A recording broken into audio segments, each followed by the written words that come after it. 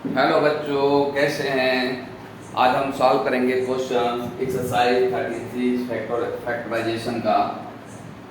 अभी तक मैंने आपको जो फैक्टराइजेशन बताया वो जो कॉमन टर्म थे उसको लेकर के, फिर उसके बाद में ए स्क्वायर माइनस बी स्क्वायर के रूप में थे, ए प्लस बी के होल स्क्वायर के रूप में थे, ए स्क्वायर माइनस ए माइनस बी के होल स्क्वायर के रूप में थे। अभी हम पढ़ेंगे कि कोई ऐसे अलजेब्रिक एक्सप्रेशन हैं जो क्वाड्रेटिक हो, उसका हम फैक्टराइजेशन कैसे करेंगे। और ट्राइनोमियल्स जो है, ट्राइनोमियल्स क्वाड्रेटिक इक्वेशन का मतलब होता है बेटा जो ऐसे इक्वेशन जो a x square plus b x plus c के रूप में लिखे हों, जहां पे इसको हम क्वाड्रेटिक पॉलिनोमियल्स बोलते हैं। अगर ये किसी के बराबर हो जाए तो इसको क्वाड्रेटिक इक्वेशन बोलेंगे। आगे आने लेसन में आप नेक्स्ट ईयर में पढ़ेंगे या आने को अगला चैप्टर होगा उसमें हो सकता है। तो अभी हम पॉलिनोमियल्स के बारे में बताएंगे कि देखो यहाँ पे तीन टर्म्स हैं, इस वजह से इसको ट्राइनोमियल्स बोलते हैं। इसका मैक्सिमम पावर जो है 2 है, इसको इस वजह से हम इसको क्वाड्रेटिक बोलते हैं, क्वाड्रेटिक पॉलिनोमियल्स बोलते हैं। और क्वाड्रेटिक पॉलिनोमियल का जो ग्राफ्स होता है वो पैराबोला होता है। ये सारे ग्राफ्स वगैरह के बारे में आपको 9th में डिटेल में मैं पढ़ाऊंगा, लेकिन इस लेवल पे सिर्फ आप इतना समझें कि अगर कोई क्वाड्रेटिक पॉलिनोमियल्स हैं तो उसका हम फैक्टर्स कैसे करते हैं। That is very important topic है बेटा। मैं कुछ थोड़ा और पॉलिनोमियल के बारे में बताने वाला हूं। देखो एक्स स्क्वायर के साथ में जो ए है बेटा ना, क्वाड्रेटिक पॉलिनोमियल्स तभी होगा जब ए और बी ये कोई रियल नंबर हो। ए बी क्या हो? Real number. सी भी इसमें इंक्लूड करो, सी भी एक रियल नंबर हो। ए बी एंड सी और रियल नंबर, और ये कभी जीरो ना हो। ये not be zero, never be zero. ये जीरो नहीं होना चाहिए। अगर ये जीरो नहीं, इसकी कुछ ना कुछ वैल्यू हो। अगर ये जीरो हो जाएगा तो ये तुरंत ही खत्म हो जाएगा, तो ये क्वाड्रेटिक पॉलिनोमियल्स नहीं रहेगा। तो क्वाड्रेटिक पॉलिनोमियल्स के लिए एक्स स्क्वायर के कुछ ना कुछ कोएफिशिएंट होने ही चाहिए, कोई रियल नंबर्स होने चाहिए। ये एक्स देखो, ये इसके साथ में इन टर्म में एक्स के साथ में जो ए है बेटा, ये इसका क्या कोएफिशिएंट कहलाता है? क्या कहलाता है? कोएफिशिएंट। हिंदी में इसको गुणांक बोलते हैं, कोएफिशिएंट। और हिंदी में इसको गुणांक बोला जाता है, गुणांक। ये x के साथ में जो b है, इसका x का कोएफिशिएंट ये b कहलाएगा। x का कोएफिशिएंट b है और x स्क्वायर का कोएफिशिएंट a है। तो x का गुणांक b हो गया और x स्क्वायर का गुणांक a हो गया। मैं भी थोड़ा सा शॉर्ट में बता करके आपको क्वेश्चन की तरफ ले जाऊंगा। जब डिटेल्स में आएगा मैं डिटेल्स में इसका डेरिवेशन भी बताऊंगा आपको। इसके रूट्स को हम कैसे कैलकुलेट करते हैं, अल्फा बीटा रूट्स जो होते हैं वो सारी चीजें मैं आपको बताऊंगा। बट यहाँ पे आपको ऑलरेडी मेरा वीडियो बनाया हुआ है इसके ऊपर में क्वाड्रेटिक एक्सप्रेशन के बारे में, आप वहाँ पे जाकर के देख भी सकते हैं। नेक्स्ट टाइम में मैं इसको समझाने की कोशिश करूँगा। तो मैं आपको बताने की कोशिश कर रहा हूँ कि अगर आपके पास में कोई ए स्क्वायर, एक क्वेश्चन में क्वेश्चन नंबर 2 आपका लेता हूँ, उसी से शुरू करता हूँ। ए स्क्वायर प्लस 5a प्लस 6 है। आपके पास में एक क्वाड्रेटिक पॉलिनोमियल्स है, इसका मुझे फैक्टर करना है। तो मैं कैसे करूँगा? आप कॉन्सेप्ट को समझें बेटा, कॉन्सेप्ट समझना बहुत जरूरी होता है। जब आपको समझ में आ गया कॉन्सेप्ट तो प्रॉब्लम को सॉल्व करना चुटकियों का खेल होगा आपके लिए। जब आपको कोई क्वाड्रेटिक इक्वेशन मिले बेटा, सॉरी क्वाड्रेटिक पॉलिनोमियल मिले, तो आपका एक सारा फैक्टर करना है। तो सबसे पहले फर्स्ट टर्म और कांस्टेंट को मल्टीप्लाई करो विद साइन। देखो ये स्क्वायर यहाँ पे प्लस है, यहाँ पे 6 प्लस है, तो a इंटू 6 का जब मल्टीप्लाई होगा तो क्या हो जाएगा सर? a स्क्वायर और 6 का मल्टीप्लाई होगा तो 6a स्क्वायर होगा। 6a स्क्वायर हो गया। अब इस 6 का फैक्टर करो। 6 का फैक्टर करेंगे तो 2 3 जा 6 और 3 1 जा 3, 2 एंड 3 का फैक्टर हुआ। अब इस बीच वाला जो टर्म है, बीच वाला 5 है, इसको दो ऐसे नंबर्स में तोड़ो, ब्रेक करें जिसका एडिशन या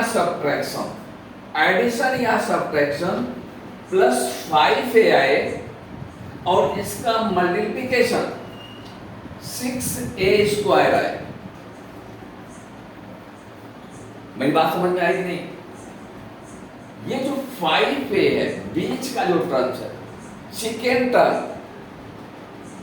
इस पॉलिनोमियल में, इसको दो ऐसे भागों में ब्रेक करो जिसका एडिशन या सब्ट्रैक्शन प्लस 5a आए और इसका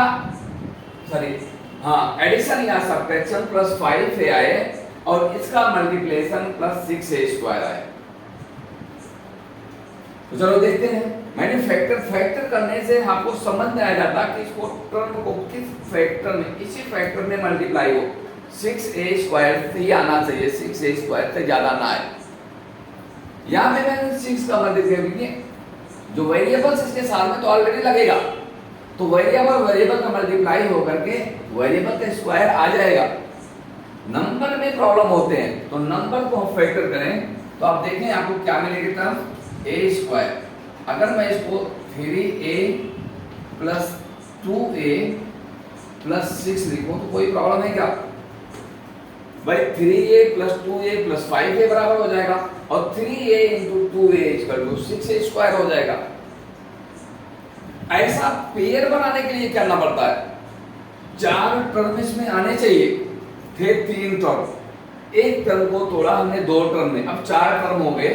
अब 2 का पेयर बना लो। 2 का पेयर बनाएंगे तो देखो यहाँ पे जो कॉमन है a स्क्वायर प्लस 3a में कॉमन क्या है? a कॉमन है, तो a को मैं बाहर किया, a प्लस 3 लिख दिया। यहाँ पे क्या कॉमन है? 2 कॉमन है, प्लस 2 साइन के साथ में हमें लेना होता है बेटा, तो यहाँ पे 2 मैंने बाहर किया, तो यहाँ पे a बचेगा और यहाँ पे 3 बचेगा। इसकी चेक करने का तरीका है कि जो कॉमन लेने के बाद जो 2 ब्रैकेट्स लगे हैं इनकी वैल्यू सेम आनी चाहिए विद साइन, विद ये डिजिट और साइन दोनों सेम होने चाहिए। अब दोनों ये बराबर हैं, जब दोनों बराबर हैं तो a प्लस 3 में कॉमन लूंगा, यहाँ पे a प्लस 3, तो बचेगा क्या? यहाँ से a बचेगा और यहाँ पे प्लस 2 बचेगा। ये आपका फैक्टर। एक बार फिर इसको रिपीट करता हूँ बेटा, हमें सारा खेल यहीं से करना रहता है।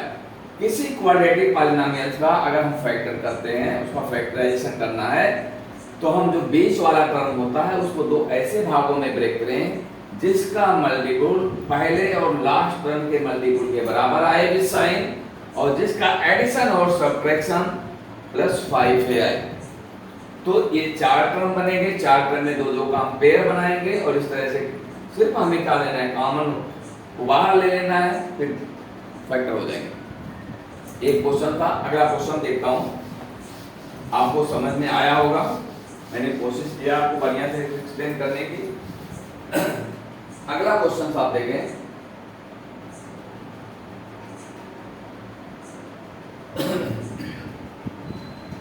x square plus 5xy, x square plus 5xy plus y square, ये क्वेश्चन नंबर है आपका 5। दूसरी बात करें, यहाँ पे देखो एक टर्म मतलब एक वेरिएबल का मल्टीपल हो, 2 वेरिएबल का कोई मसला नहीं है, सारी चीजें आप बेहतर से कर सकेंगे, कोई तकलीफ नहीं होगी।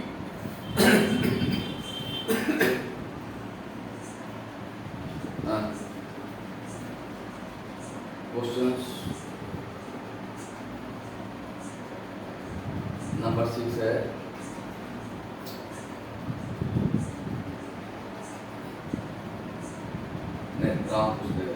x square plus 5xy plus 4y square, 5xy plus 4y square,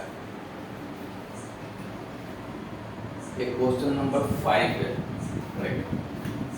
अब देखो हमें यही करना है बेटा, हमेशा पहला टर्म और लास्ट टर्म का मल्टीप्लाई करो, पहला टर्म और लास्ट टर्म का, तो x square into 4y square, दोनों प्लस में है तो प्लस में ही आएगा, पक्का है sign, 4x square y square, 4 के आपको टर्म करो,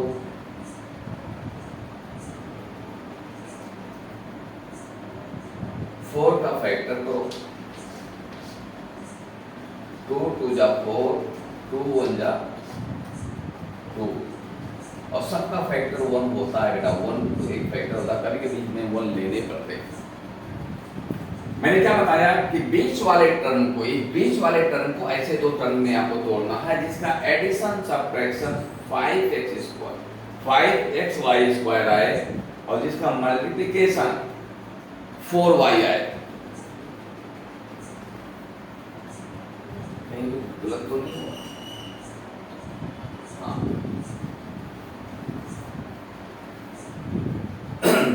तो चलो देखते हैं। x² plus 4xy plus xy plus y²। यहाँ पे देखो, एक 2 2 जा 4 इंटू एक वाले लिया, तो ये 4xy हो गया प्लस xy हो गया प्लस y² हो गया। अब यहाँ पे दो दो टर्म्स हमारे बन गए। यहाँ पे 4y था ना, 4y को यहाँ से हम क्या कॉमन ले सकते हैं? यहाँ से हम x कॉमन लेंगे तो बचेगा हमारे पास x प्लस 4y। दूसरे ब्रैकेट में हम y कॉमन लेंगे तो बचेगा x प्लस 4y। दोनों में देखो ये बराबर सेम है, ये आने ही चाहिए, तभी आपका ये फैक्टर सही होगा। 4y और बचा क्या? यहाँ पे x बचा और इधर प्लस y बचा, यहाँ पे फैक्टर्स हो गए। अगला क्वेश्चन है, अगला क्वेश्चन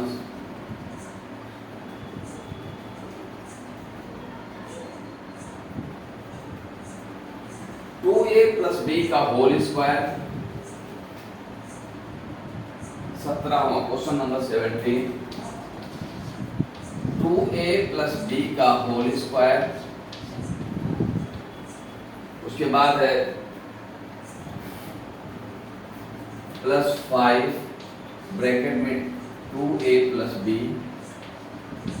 प्लस 6 प्लस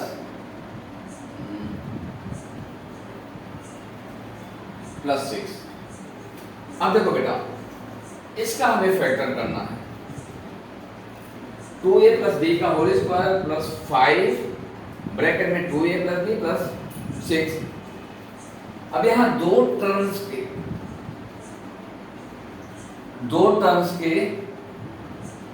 मतलब दो टर्म्स के फॉर्म में आपका ये इक्वेशन, ये पॉलिनोमियल्स दिया हुआ है, तो हम इसको क्या करेंगे? मान लेंगे। Suppose 2a plus b equal to m, या x मान लो m मान लो, तो मैंने x मान लिया। तो ये क्या हो जाएगा? इसके जगह पे मैं x लिख सकता हूँ, तो ये x² हो गया।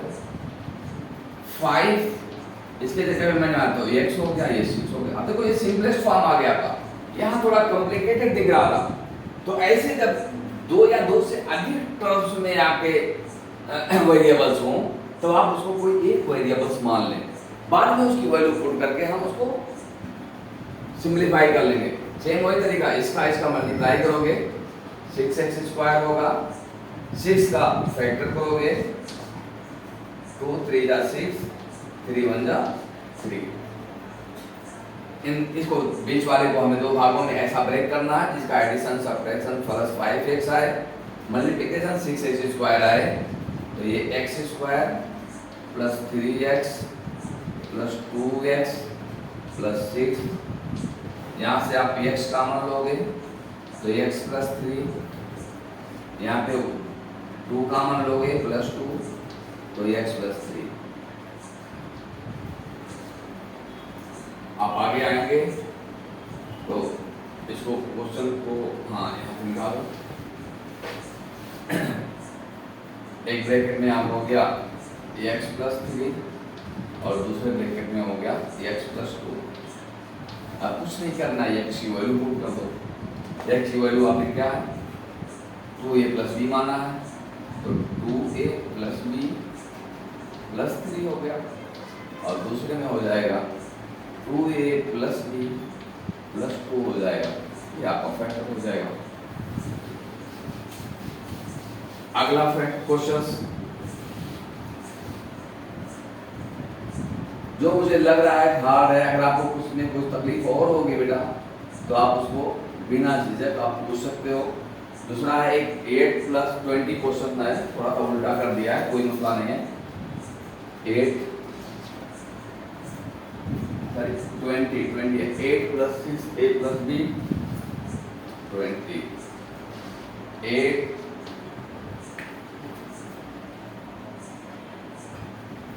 + 6 a + b, फिर उसके बाद लिखा हुआ है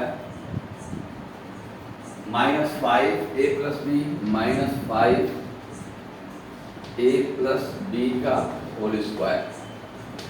ऐसा है। यहां पे भी देखो, इसको आप x मान लो, a + b = x मान लो, तो आपका फॉर्म ये हो जाएगा 8 + 6x - 5x²। अब सही मानों में इसका जो तरीका होता है बेटा, हमेशा बड़ा पावर हम फर्स्ट लिखते हैं, तो हम क्या करेंगे, यहाँ से माइनस बाहर ले लेंगे, 5x² + -6x -8 हो जाएगा। ऐसा लिखने का जो सीक्वेंस होता है, हमने सबसे बड़ा जो वेरिएबल का पावर होता है पहले लिखते हैं, फिर उसके बाद छोटा पावर लिखते हैं, फिर लास्ट में कांस्टेंट लिखते हैं। तरीका ये लिखने का होता है।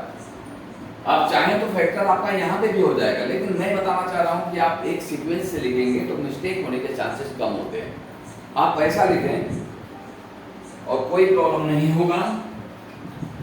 अब आप इसका देखें, ये क्वाड्रेटिक पॉलिनोमियल आपको दिख रहा है, इसको 6x को ऐसे दो भागों में ब्रेक करें, जिसका एडिशन मल्टीप्लिकेशन 5x × -8 के बराबर आए और एडिशन सब्ट्रैक्शन -6x आए।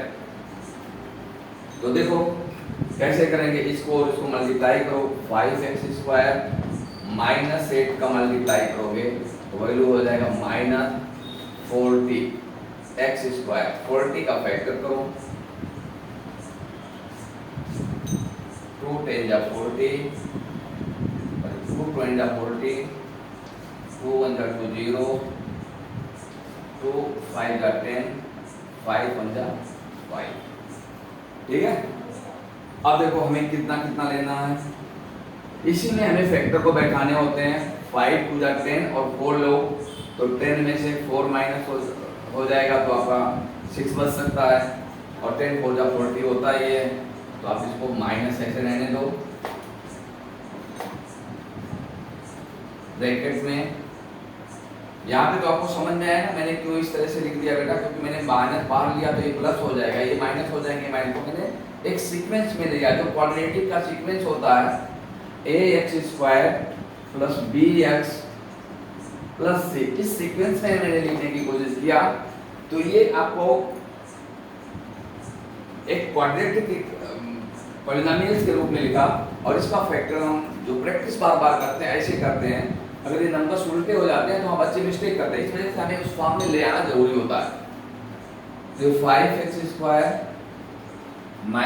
10x + 4x -8 ये मिला। इसको मैं मिटा देता हूँ। आप लोग तो ICSE बोर्ड में अगर पढ़ते हैं तो इतनी तो समझ हो ही जाती है आप लोगों की, चीज को आसानी से समझ लेते हैं। ये हो गया 5x² - 10x। अब इसमें 2 2 का पेयर बनाए, यहाँ से 5x बाहर लो, 5x बाहर लोगे तो यहाँ पे x -2 बचेगा, और यहाँ से आप 4 बाहर लोगे +4 तो x -2 बचेगा। दोनों में देखो सेम आ गया, कॉमन इसको कर लो। अब देखो यहाँ पे माइनस था बेटा, माइनस को छोड़ना नहीं, गलती नहीं करना, गलत हो जाएगा, माइनस था ही, एक आप इसको ब्रैकेट लगा दो माइनस। अब यहाँ पे हो गया ब्रैकेट में x -2 आप बाहर ले लेंगे तो x -2 हो जाएगा, और दूसरे में हो जाएगा यहाँ पे 5x बाहर लिया था, हाँ 5x लिया था बाहर, ये 5x बाहर लिया था। दूसरे में होगा 5x + 4। अब a + b वैल्यू थी उसकी, x की वैल्यू जो हमने माना था वो a + b थी। x = क्या था, a + b था। a के जगह पे वैल्यू रख दो -a + b - 2, और यहाँ पे x की वैल्यू 5, x की वैल्यू क्या है, a + b। यहाँ पे ब्रैकेट चेंज करो थोड़ा,